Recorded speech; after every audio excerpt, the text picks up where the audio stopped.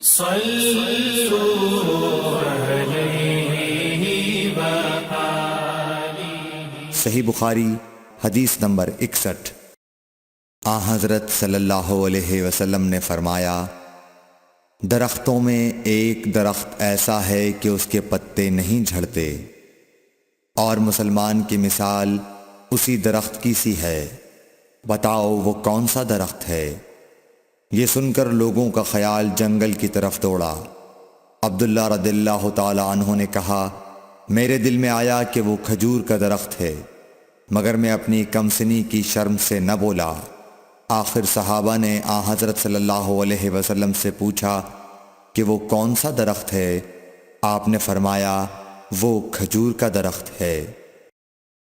صحیح بخاری حدیث نمبر 62۔ حضرت صلی اللہ علیہ وسلم نے فرمایا، درختوں میں سے ایک درخت ایسا ہے کہ اس کے پتے نہیں جھڑتے، اور مسلمان کی بھی یہی مثال ہے، بتلاؤ وہ کون سا درخت ہے؟ یہ سن کر لوگوں کے خیالات جنگل کے درختوں میں چلے گئے۔ عبداللہ نے کہا کہ میرے دل میں آیا کہ بتلا دوں کہ وہ کھجور کا درخت ہے، لیکن وہاں بہت بزرگ موجود تھے، اس لیے مجھ کو شرم آئی۔ آخر صحابہ نے عرض کیا، یا رسول اللہ، آپ ہی بیان فرما دیجئے۔ آپ صلی اللہ علیہ وسلم نے بتلایا کہ وہ کھجور کا درخت ہے۔ صحیح بخاری حدیث نمبر 63۔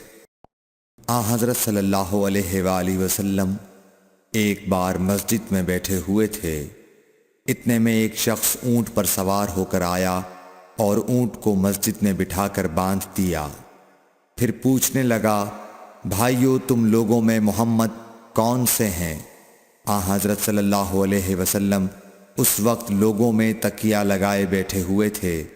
ہم نے کہا، حضرت محمد صلی اللہ علیہ وسلم یہ سفید رنگ والے بزرگ ہیں جو تکیہ لگائے ہوئے تشریف فرما ہیں۔ تب وہ آپ سے مخاطب ہوا کہ اے عبد المطلب کے فرزند۔ آپ صلی اللہ علیہ وسلم نے فرمایا، کہو میں آپ کی بات سن رہا ہوں۔ وہ بولا، میں آپ سے کچھ دینی باتیں دریافت کرنا چاہتا ہوں، اور ذرا سختی سے بھی پوچھوں گا تو آپ اپنے دل میں برا نہ مانیے گا۔ آپ صلی اللہ علیہ وسلم نے فرمایا، نہیں، جو تمہارا دل چاہے پوچھو۔ تب اس نے کہا کہ میں آپ کے رب اور اگلے لوگوں کے رب تبارک و تعالی کی قسم دے کر پوچھتا ہوں، کیا آپ کو اللہ نے دنیا کے سب لوگوں کی طرف رسول بنا کر بھیجا ہے؟ آپ صلی اللہ علیہ وسلم نے فرمایا، ہاں یا میرے اللہ۔ پھر اس نے کہا، میں آپ کو اللہ کی قسم دیتا ہوں، کیا اللہ نے آپ کو رات دن میں 5 نمازیں پڑھنے کا حکم فرمایا ہے؟ آپ صلی اللہ علیہ وسلم نے فرمایا، ہاں یا میرے اللہ۔ پھر کہنے لگا، میں آپ کو اللہ کی قسم دے کر پوچھتا ہوں کہ کیا اللہ نے آپ کو یہ حکم دیا ہے کہ سال بھر میں اس مہینے رمضان کے روزے رکھو؟ آپ صلی اللہ علیہ وسلم نے فرمایا، ہاں یا میرے اللہ۔ پھر کہنے لگا، میں آپ کو اللہ کی قسم دے کر پوچھتا ہوں کہ کیا اللہ نے آپ کو یہ حکم دیا ہے کہ آپ ہم میں سے جو مالدار لوگ ہیں ان سے زکوٰۃ وصول کر کے ہمارے محتاجوں میں بانٹ دیا کریں؟ حضرت صلی اللہ علیہ وسلم نے فرمایا، ہاں یا میرے اللہ۔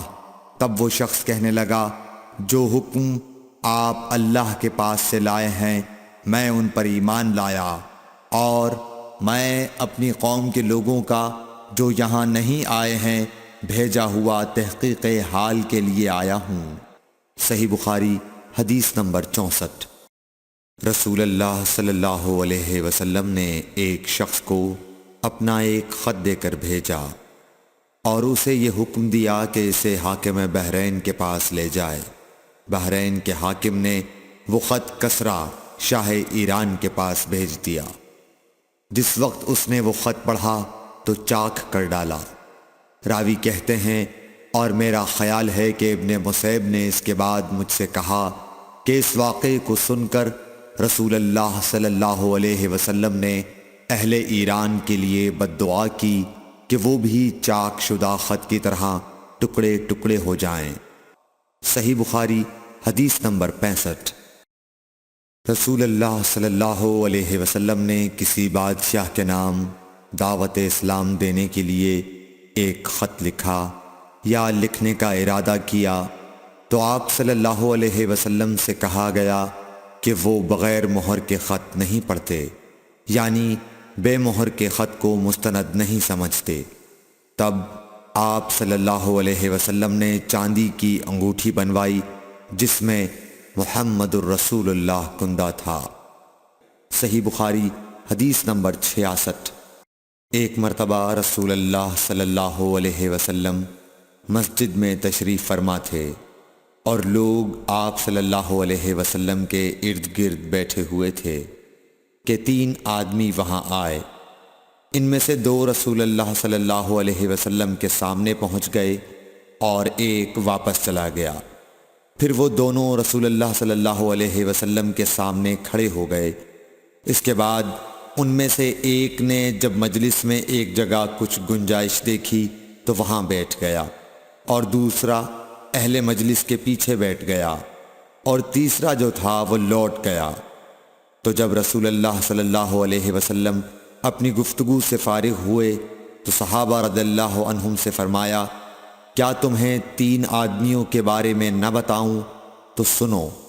ان میں سے ایک نے اللہ سے پناہ چاہی، اللہ نے اسے پناہ دی، اور دوسرے کو شرم آئی تو اللہ بھی اس سے شرمایا کہ اسے بھی بخش دیا، اور تیسرے شخص نے منہ موڑا، اللہ نے بھی اس سے منہ موڑ لیا۔ صحیح بخاری حدیث نمبر 67۔ رسول اللہ صلی اللہ علیہ وسلم اپنے اونٹ پر بیٹھے ہوئے تھے اور ایک شخص نے اس کی نکیل تھام رکھی تھی۔ آپ صلی اللہ علیہ وسلم نے پوچھا، آج یہ کون سا دن ہے؟ ہم خاموش رہے حتیٰ کہ ہم سمجھے کہ آج کے دن کا آپ کوئی دوسرا نام اس کے نام کے علاوہ تجویز فرمائیں گے۔ پھر آپ صلی اللہ علیہ وسلم نے فرمایا، کیا آج قربانی کا دن نہیں ہے؟ ہم نے عرض کیا، بے شک۔ اس کے بعد آپ صلی اللہ علیہ وسلم نے فرمایا، یہ کون سا مہینہ ہے؟ ہم اس پر بھی خاموش رہے اور یہی سمجھے کہ اس مہینے کا بھی آپ اس کے نام کے علاوہ کوئی دوسرا نام تجویز فرمائیں گے۔ پھر آپ صلی اللہ علیہ وسلم نے فرمایا، کیا یہ ذوالحجہ کا مہینہ نہیں ہے؟ ہم نے عرض کیا، بے شک۔ آپ صلی اللہ علیہ وسلم نے فرمایا، تو یقیناً تمہاری جانیں اور تمہارے مال اور تمہاری آبرو تمہارے درمیان اسی طرح حرام ہیں جس طرح آج کے دن کی حرمت تمہارے اس مہینے اور اس شہر میں ہے۔ پس جو شخص حاضر ہے اسے چاہیے کہ غائب کو یہ بات پہنچا دے، کیونکہ ایسا ممکن ہے کہ جو شخص یہاں موجود ہے وہ ایسے شخص کو یہ خبر پہنچائے جو اس سے زیادہ یاد رکھنے والا ہو۔ صحیح بخاری حدیث نمبر 68۔ رسول اللہ صلی اللہ علیہ وسلم نے ہمیں نصیحت فرمانے کے لیے کچھ دن مقرر کر دیے تھے، اس ڈر سے کہ کہیں ہم کبھی دخاطر نہ ہو جائیں۔ صحیح بخاری حدیث نمبر 69۔ آپ صلی اللہ علیہ وآلہ وسلم نے فرمایا، آسانی کرو اور سختی نہ کرو، اور خوش کرو اور نفرت نہ دلاؤ۔ صحیح بخاری حدیث نمبر 70۔ عبداللہ ابن مسعود ہر جمعرات کے دن لوگوں کو وعظ سنایا کرتے تھے۔ ایک آدمی نے ان سے کہا، اے ابو عبد الرحمن، میں چاہتا ہوں کہ تم ہمیں ہر روز وعظ سنایا کرو۔